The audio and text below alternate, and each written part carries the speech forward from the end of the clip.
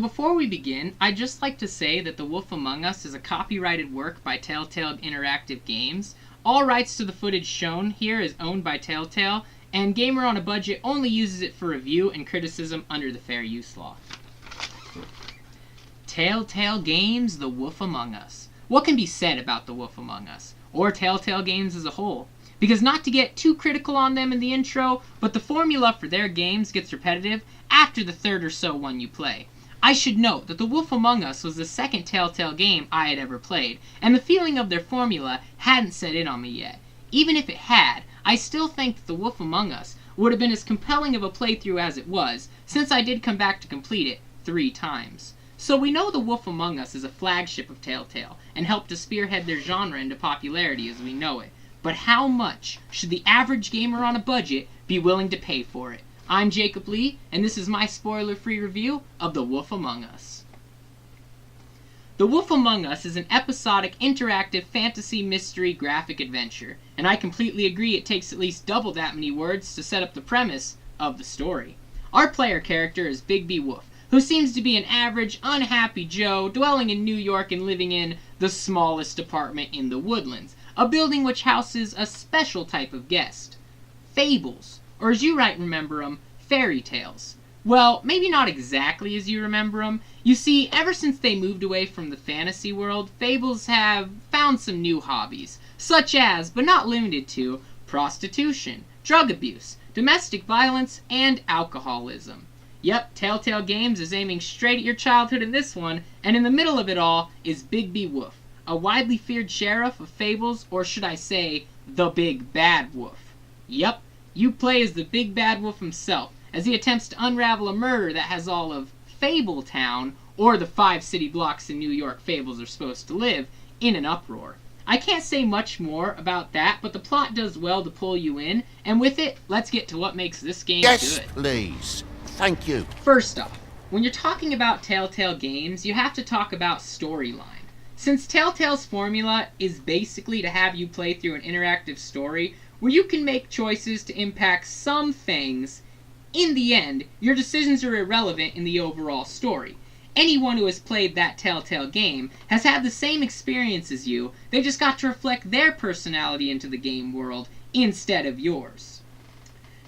As far as plot goes, this is probably the most clever way to skip character backstories I've ever seen. You never have to ask, who is this Snow White character? What is her past like? Because you've most likely heard or seen some version of Snow White. He started beating on me. Then you showed up, started beating on him. That about cover it, hun? I'm the woodsman, you whore. I saved Little Red Riding Hood from this monster.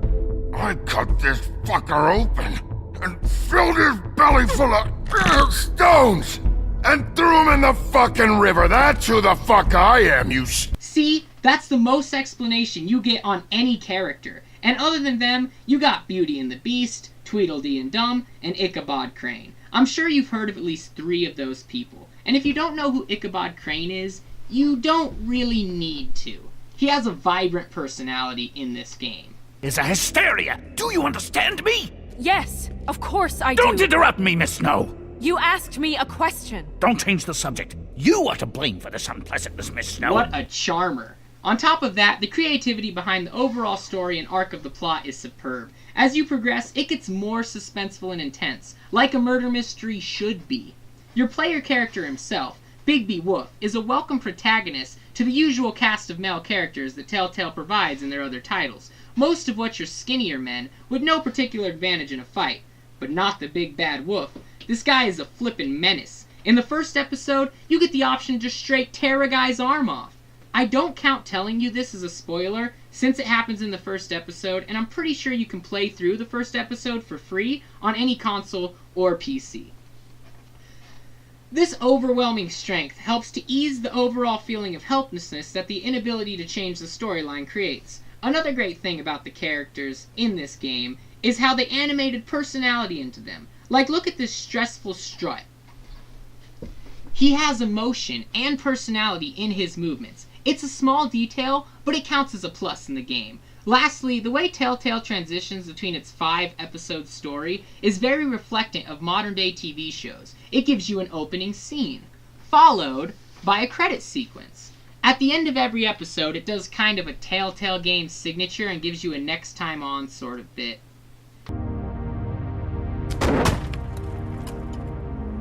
Where's your brother? Fuck you! Give me one good reason I should tell you anything. Where's the rest of her? Serial killer. Oh my. A serial killer? Oh God, and it's one of us? Wait, the woodsman's still walking the streets. Well, I don't know about you, but I'm fired up for next time. Finally, when you transition back to the main menu, you're first greeted with the Player Choices page, which compares you to other players around the world in terms of the decisions you've made, which really gives you a lot to think about in between episodes. All of this together helps to add suspense and get you emotionally invested in the game while reminding you it's still just a game, or TV show, or whatever it is. Well, that about sums it up for what makes this game good. Let's talk about what makes it bad. Honestly, there isn't a whole lot I feel I can say about gameplay in Telltale. It's certainly not great, but if you're more interested in a good storyline than you are racking up kills on a first-person shooter, then it's designed for a gamer like you. When you're not in dialogue option menus or watching cutscenes, then the only other thing you could be doing is walking around putting clues together or exploring the general environment, getting a better feel for the world around you. It's not bad gameplay, it's just an odd taste. If there's anything about the gameplay that I'd have to say is bad, then it's the camera angles. Once again, they're not terrible, but they can be tiresome or even cumbersome when it cuts to a new spot and changes the controls. Honestly though, this happens very rarely throughout the game. A more serious topic in the way of mistakes in this game is the glitches, or should I say, delayed frames. There's no real point in explaining them since I can just show you. Fucking stay there!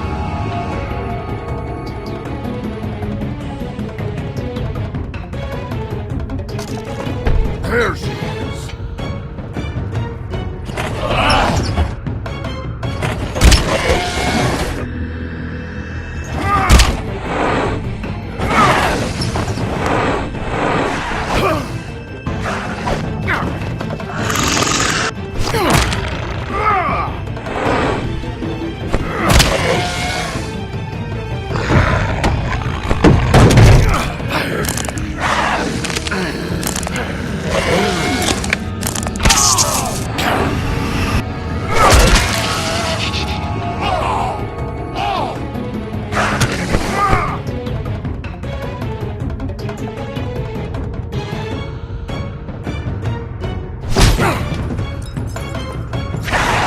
See? There was 2, in like a minute.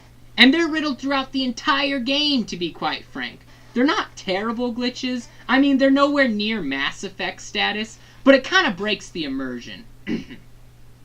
Next, there's a small hole in the investigation inside the game, and therefore the plotline of the game itself. Although I didn't notice it in the first playthrough, and I doubt most people will, it's a hole nonetheless. And in Telltale Games, storyline is really all you got. Finally on the list of problems with the game, there's a serious lack of replayability. I know earlier I said I played it 3 times, but that's because I'm a gamer who takes his craft very seriously. And I was captivated and drawn in by this game so much that I wanted to explore the small differences you can make in the story. However, for most gamers, they're not going to be interested in replaying it since it's essentially like watching a movie that takes 6 hours. In the end, The Wolf Among Us shares a serious problem I feel all Telltale game titles do, and that is a serious lack of replayability. And if you know the Telltale formula, well then you may find yourself feeling at the mercy of fate in your playthrough, which is something I don't think gamers enjoy, since the whole point of a video game is interactivity in media, feeling like a moving part of the world around you, and therefore part of what shapes its future. But in The Wolf Among Us, the future is literally written. Overall, Telltale Games' The Wolf Among Us is a great story that falls back on classic fables to create a tense and emotion-filled world where the characters actually feel real. It's far from a perfect game, but it's the best representation of Telltale's formula I've personally ever played through. So if you've never played a Telltale game, there's no better place to start. The majority of the problems and frustration with the game are just flaws you see in all Telltale titles. But the fact is, to some gamers, these flaws are preferred over a first-person shooter with action-filled cutscenes. This game isn't for everybody. It's for a special type, and there's nothing wrong with that. One of the great things about being a gamer is that there's different type of games for every experience you're after. But that's not what you're here for. You're here to know exactly how much us gamers on a budget should be willing to fork over to play this game. My total price for this game is about $13.36, around what a movie is priced. However, it's been a couple years since its release, so the price has dropped considerably in my eyes since it first came out. When it first came out, I'd have given it a $17.85, but that's not today now, is it? Amazon.com lists this game as being worth $20.81. Wow, not by the hair on my chinny chin chin. If I were you, I'd wait for a sale on the game store before I let it into my game library. But maybe you'll disagree with me.